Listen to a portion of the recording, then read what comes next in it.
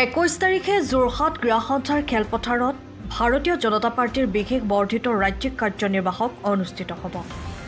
প্ৰতিকূল বতৰৰ স্বত্তেও ব্যাপক প্ৰস্তুতি চলিছে। পঞ্চায়ত নিৰ্বাচনৰ অভূতপূৰ্ব ফলাফল, আগন্তুক মিচিং আৰু সোণোৱাল কছাৰী স্বায়ত্তশাসিত পৰিষদৰ নিৰ্বাচন, ২৬ৰ বিধানসভা নিৰ্বাচনৰ প্ৰাক মুহূৰ্তত হ'বলগীয়া এই বিশেষ কাৰ্যনিৰ্বাহকখনি অতি গুৰুত্বপূৰ্ণ বুলি বিবেচিত হৈছে।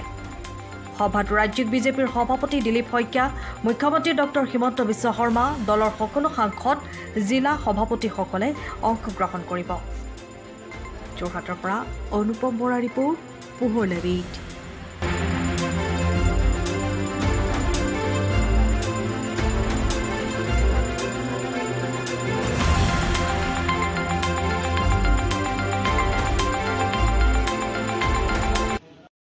যি ফলাফল হৈছিলে তাৰ বিপৰীতে 10টা বিধানসভা সমষ্টিত চমকপ্ৰদ উত্থান বিজেপিৰ হ'ল।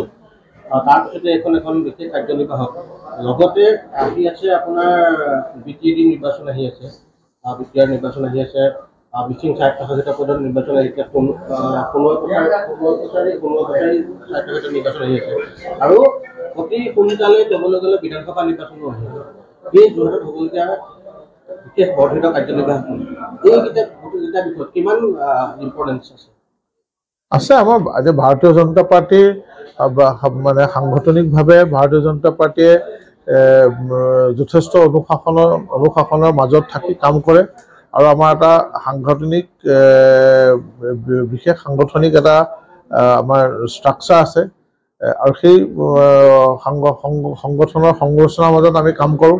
যে আমাৰ এই এনেকুৱা বৈঠক সভা সমিতিৰ বিভিন্ন পৰ্যায়ত একেবাৰে বুথৰ পৰা ৰাষ্ট্ৰীয় পৰ্যায়লৈকে এইটো এক নিয়মীয়া ঘটনা, এক নিয়মীয়া পৰিঘটনা।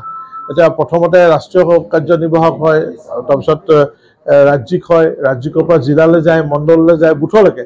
এইটো এটা নিয়মীয়া প্ৰক্ৰিয়া। কিন্তু আপোনাৰ এইবাৰ কিন্তু কেইবাখনো আপোনালোকৰ ৱাৰ আহি আছে না আহি আছে, কাৰণ স্বাভাৱিকভাৱেই ইয়াত আমাৰ আগন্তুক যিবিলাক নিৰ্বাচন আছে সেই নিৰ্বাচনবিলাকৰ বিষয়বস্তু ইয়াত ওলাবই আৰু আমাৰ কাৰ্যকৰ্তাসকল এতিয়া সম্পূৰ্ণ উৎসাহত আছে আৰু আমাৰ কাৰ্যকৰ্তাসকলে ৩৬৫ দিনেই কাম কৰে আৰু আগন্তুক ২০২৬ৰ নিৰ্বাচনৰ প্ৰতি লক্ষ্য ৰাখি আমাৰ কাৰ্যকৰ্তাসকল বৰ্তমান সকলো শাৰীৰিক আৰু মানসিকভাৱে প্ৰত্যেকগৰাকী কাৰ্যকৰ্তা প্ৰস্তুত হৈ আছে। পঞ্চায়ত নিৰ্বাচনটোৱে তেওঁলোকক আৰু উৎসাহিত কৰা নাই, বিশেষকৈ স্পেচিয়েলি যোৰহাট লোকসকল?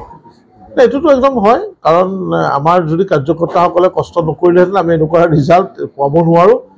এটা কথা ঠিক যে বিগত লোকসভা নিৰ্বাচনৰ যি ফলাফল সেয়া আমাৰ কাৰ্যকৰ্তাই বেছিভাগ কাৰ্যকৰ্তাই এইটো গণ্য কৰিলে এক কলংক হিচাপে আৰু সেই কলংক মোচনৰ বাবে নিজৰ শিৰত থকা কলংক মোচনৰ বাবে কাৰ্যকৰ্তাসকল জঁপিয়াই পৰিলে আৰু কাৰ্যকৰ্তাসকলে এনেকুৱাকৈ আমাৰ লাগি হ'ল। আমাৰ কাৰ্যকৰ্তাসকলৰ যে দক্ষতা আছে, যোগ্যতা আছে, সেই কথাটো তেখেতলোকে প্ৰমাণ কৰি দেখুৱালে। সম্পূৰ্ণ যোৰহাট লোকসভা সমষ্টিত কংগ্ৰেছক নিশ্চিহ্ন কৰি দিয়া হ'ল।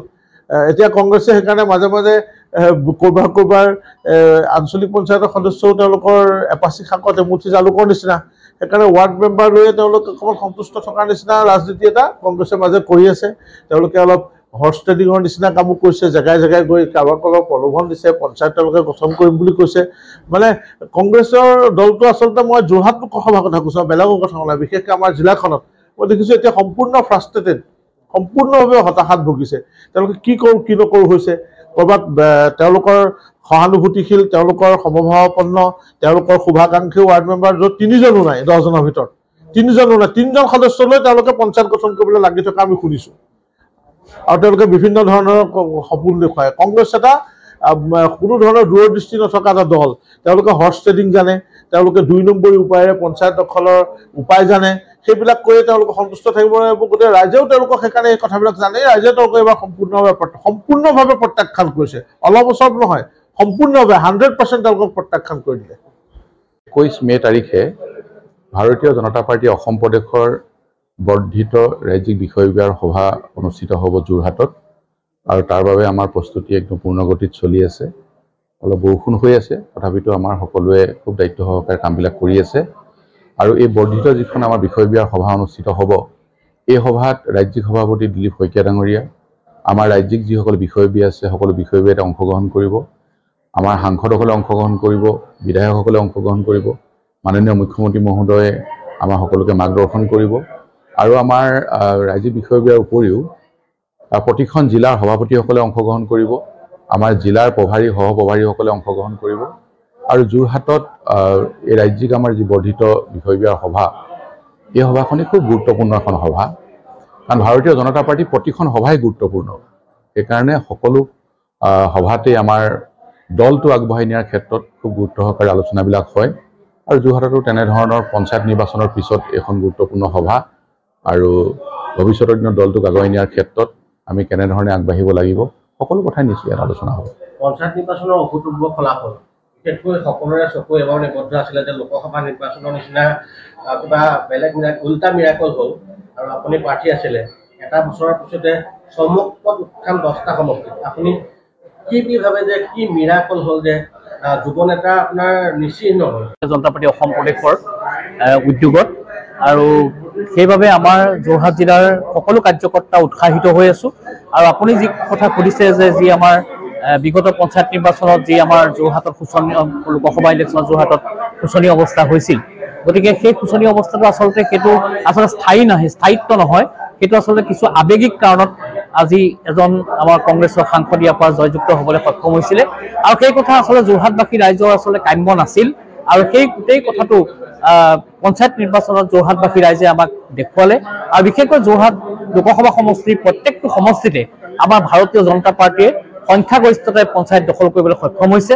আৰু এই ক্ষেত্ৰত আচলতে আমাৰ ওপৰত এটা কলংক আছিল যে আমি ভাৰতীয় জনতা পাৰ্টীৰ সাংসদজন আমি জয়যুক্ত কৰিব পৰা নাছিলোঁ বিগত লোকসভা ইলেকশ্যনত। আৰু গতিকে আমি সকলো স্তৰৰ কাৰ্যকৰ্তাই আমি যোৰহাট জিলা বিজেপিৰ সভাপতি শান্তনু পূজাৰী ডাঙৰীয়াৰ নেতৃত্বত আমি সকলোৱে জঁপিয়াই পৰিছিলোঁ আৰু আমি দিনে ৰাতিয়ে কাম কৰিছিলোঁ আৰু আমি ৰাইজৰ মাজলৈ যাবলৈ চেষ্টা কৰিছিলোঁ। আৰু ৰাইজেও বুজি পাইছিল, ৰাইজে যিখিনি ভুল কৰিছিলে যোৱা লোকসভা ইলেকশ্যনটোত তেওঁলোকে যিজন সাংসদ হিচাপে জয়যুক্ত কৰি পঠিয়াইছিল, তেখেতৰ কোনো ধৰণৰ ইয়াত জিকাৰ পিছত যোৰহাটলৈ অহা দেখা পোৱা নগৈছিল। আনকি তেওঁ এতিয়ালৈকে এটা শিলগুটিও পেলাবলৈ তেওঁ প্ৰচেষ্টা হাতত লোৱা নাই। আৰু বিশেষকৈ দেখিছে তেওঁ পাকিস্তানৰ লগত জড়িত হৈ পৰিছে, পাকিস্তানী লগত জড়িত হৈ পৰিছে। সেই গতিকে সেই মুহূৰ্তবিলাক আমি আচলতে তেওঁৰ পৰা আমি বিচৰা নাছিলোঁ। আৰু বিশেষকৈ আমাৰ অসমৰ মাননীয় মুখ্যমন্ত্ৰী ডক্টৰ হিমন্ত বিশ্ব শৰ্মা ডাঙৰীয়াই সম্পূৰ্ণ তথ্য সহকাৰে প্ৰমাণ কৰি দেখুৱাইছে যে সঁচাকৈ গৌৰৱ গগৈ পাকিস্তানৰ লগত এটা সংযোগ হৈ আছে। গতিকে সেই কথা ৰাইজে অতি সোনকালে আমাৰ ৰাইজে বুজি পাব। আৰু বিশেষকৈ এই কাইলৈ যি বৰ্ধিত বিষয়বিয়াৰ সভা, সেই সভাত বহুখিনি গুৰুত্বপূৰ্ণ কিছু আলোচনা হ'ব বুলি আমি আশা কৰিছোঁ। কাৰণ যিহেতু আগন্তুক আমাৰ BTR ইলেকশ্যন আছে, আমাৰ মিচিং ছাত্ৰ শাসিত ইলেকশ্যন আছে, গতিকে ইলেকশ্যনবিলাকত আমি ভাৰতীয় জনতা পাৰ্টীয়ে সংখ্যাগৰিষ্ঠতাৰে আমি জয়লাভ কৰিবলৈ আমি যিখিনি প্ৰচেষ্টা হাতত ল'ব লাগিব